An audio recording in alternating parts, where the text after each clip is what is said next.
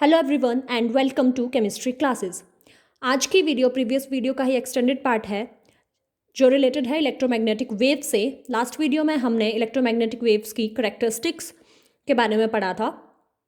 आज हम electromagnetic wave से रिलेटेड जो भी हमारे क्वेश्चंस बनते हैं उनके बारे में डिस्कस करेंगे। ये इस वीडियो में जो भी क्वेश्चंस इंक्लूड किए गए हैं वो कुछ एनसीईआरटी से हैं और कुछ अदर बुक से क्वेश्चंस हैं। So let's start the video. First question is, yellow light emitted from a sodium lamp has a wavelength of 580 nanometer. Calculate the frequency and wave number of the yellow light.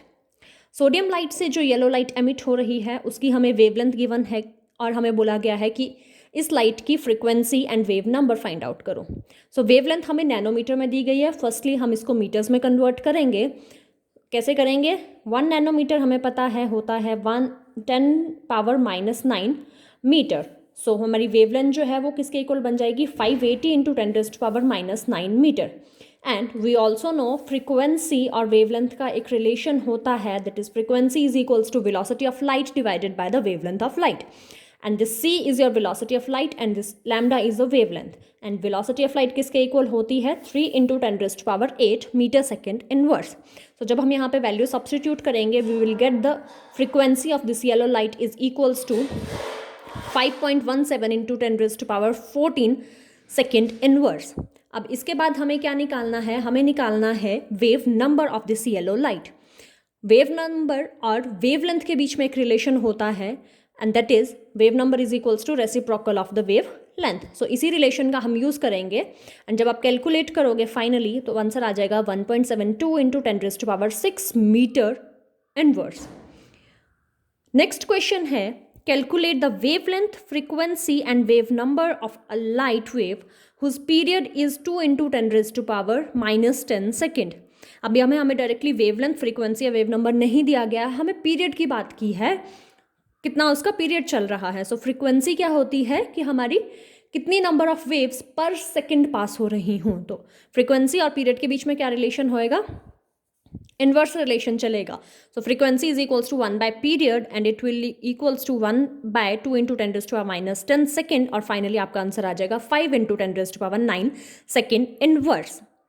हमारे पास frequency आ गई है। अगर हमें frequency मिल गई है तो again हम frequency and velocity वाला रिलेशन यूज़ करें तो हम वहाँ से वेवलेंथ निकाल सकते हैं। And this relation is nu is equals to c by lambda, so implies lambda is equals to c by nu. तो लैम्डा निकालने के लिए हम c की वैल्यू सब्सटीट्यूट करेंगे एंड अगेन ये लाइट की बात हो रही है तो वेलोसिटी 3 × 10⁸ मीटर सेकेंड इनवर्स ही रहेगी एंड फ्रीक्वेंसी हमने अभी ऊपर निकाल ली ही है and is equals to 5 × 10⁻⁻9. This is second inverse और फाइनली आपके पास जो वेवलेंथ आएगी वो मीटर्स में आ जाएगी।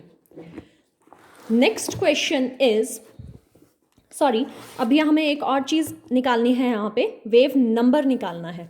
सो वेव नंबर क्या होता है? Reciprocal of wavelength. सो इस ही रिलेशन का जब आप यूज़ करोगे तो आप इजीली आंसर निकाल सकते हो। Next question is, a particular radio station broadcasts at a frequency of 1120 kilohertz. Another radio station broadcasts at a frequency of 98.7 megahertz. What are the wavelength of radiation from each station? अब इस question में क्या बात की गई है? 2 different radio stations हैं जहाँ से ब्रॉडकास्टिंग हो रही है डिफरेंट फ्रीक्वेंसीज पे। जैसे आप यूजुअली कभी रेडियो चैनल ऑन करें तो वहाँ पे मेंशन किया जाता है कि ये किस फ्रीक्वेंसी पे काम कर रहा है। कोई भी आपके पास चैनल का नाम बोला जाएगा एंड एट दिस मेगाहर्ट्ज, इतने मेगाहर्ट्ज पे चल रहा है वो, तो ये वही फ्रीक्वेंसी है। सो ब्रॉडकास्टिंग एक जो आपका रेडियो स्टेशन है उसकी हो रही है 1120 किलोहर्ट्ज फ्रीक्वेंसी पे एंड दूसरे की हो रही है 98.7 मेगाहर्ट्ज पर।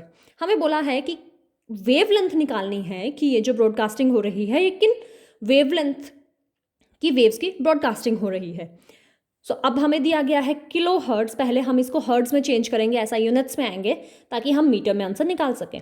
सो 1 kilo hertz is equals to 10⁻³ hertz and 1 megahertz is equals to 10⁻6 hertz. अब 1 किलो हर्ट 10⁻³ हर्ट्ज के इक्वल है एंड हर्ट्ज काउंट करो या साइकिल पर सेकेंड यूनिट काउंट करो, तो मैं यहाँ पे हर्ट्ज ना यूज़ करके साइकिल पर सेकेंड या सेकेंड इनवर्स जैसे हम इसको सिंपली लिखते हैं वैसे यूज़ कर रही हूँ।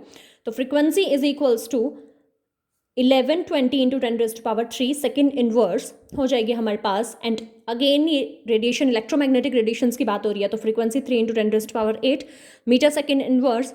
सो again we use the relation nu is equals to c by lambda, और ये चीज़ भी पता है हमें, ये भी पता है, तो हम लैम्डा यहाँ से फाइंड आउट कर सकते हैं। And it will come out to be 267.85 metres. सो इतनी वेवलेंथ की जो वेव्स हैं वो उस रेडियो स्टेशन से ब्रॉडकास्ट हो रही हैं जहाँ से फ्रीक्वेंसी क्या निकल रही थी, 1120 kilo hertz. For second case हम क्या बात करेंगे, हमें बोला गया है कि अब जो दूसरा रेडियो स्टेशन है उसमें 98.7 मेगाहर्ट्ज की जो फ्रीक्वेंसी है वह उसकी ब्रॉडकास्टिंग हो रही है। सो मैंने अभी बताया that 1 megahertz is equals to 10⁻6 hertz.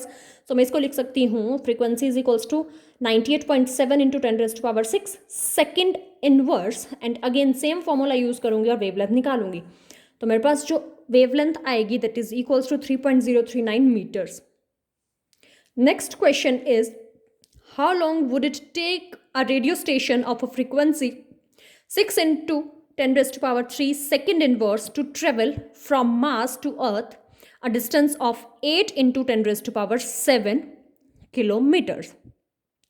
अब क्या बोला गया है, हमें टाइम फाइंड आउट करना है। ये थोड़ा सा अभी के जो क्वेश्चंस हमने डिस्कस किए उससे थोड़ा सा डिफरेंट है। हमें यहाँ पे टाइम फाइंड आउट करना है कि जो रेडियो वेव जिसकी फ्रीक्वेंसी 6 इंटू 10⁻³ सेकेंड इनवर्स है उसको कितना टाइम लग रहा है कहाँ से कहाँ ट्रैवल करने में, मार्स से अर्थ तक ट्रैवल करने में। एंड हमें डिस्टेंस गिवन है कि मार्स और अर्थ के बीच का जो डिस्टेंस है that is equals to 8 into 10⁻7 kilometres. अभी तक हम पर्टिकुलर वेवलेंथ की फ्रीक्वेंसी निकाल रहे थे या हम वेवलेंथ निकाल रहे थे किसी भी वेव की, या वेव नंबर, इस तरह के क्वेश्चंस कर रहे थे। अब हमें टाइम निकालना है कि वो कितना टाइम लेगी वेवलेंथ मार्स से अर्थ में पहुंचने के लिए। सो हमें सीधा पता है कि अगर हमें वेलोसिटी मिल जाए इसकी, तो हमें वेलोसिटी का फॉर्मूला पता होता है डिस्टेंस अपॉन टाइम। तो डिस्टेंस मुझे गिवन है मार्स का, और वेलोसिटी अगर मैं इस फ्रीक्वेंसी की हेल्प से निकाल लूँ तो मैं टाइम फाइंड आउट कर सकती हूँ कि ये कितना टाइम लेगी मार्स से अर्थ तक पहुंचने के लिए। So velocity again electromagnetic wave है, एंड पर्टिकुलरली जब मैं वैक्यूम में बात करूँ तो सारी की सारी इलेक्ट्रोमैग्नेटिक वेव्स जो है वो वैक्यूम में एक ही वेलोसिटी से ट्रेवल करती हैं, and that is equals to 3 into 10⁸ metre second inverse. हाँ, अगर किसी पर्टिकुलर मीडियम से ये ट्रेवल कर रही हैं तब थोड़ी बहुत वेरिएशंस आ सकती हैं due to that medium, but vacuum से ट्रेवल कर रही हैं। अब अर्थ और मार्स के बीच में कोई वैक्यूम नहीं, वैक्यूम है, वहाँ पे कोई भी मीडियम नहीं है, ना एयर है, ना गैस सॉलिड है, ना लिक्विड है। तो सभी इलेक्ट्रोमैग्नेटिक वेव्स की जो वेलोसिटी है वो इतनी ही रहेगी। डिस्टेंस हमें गिवन है 8 इंटू 10⁻7 किलोमीटर।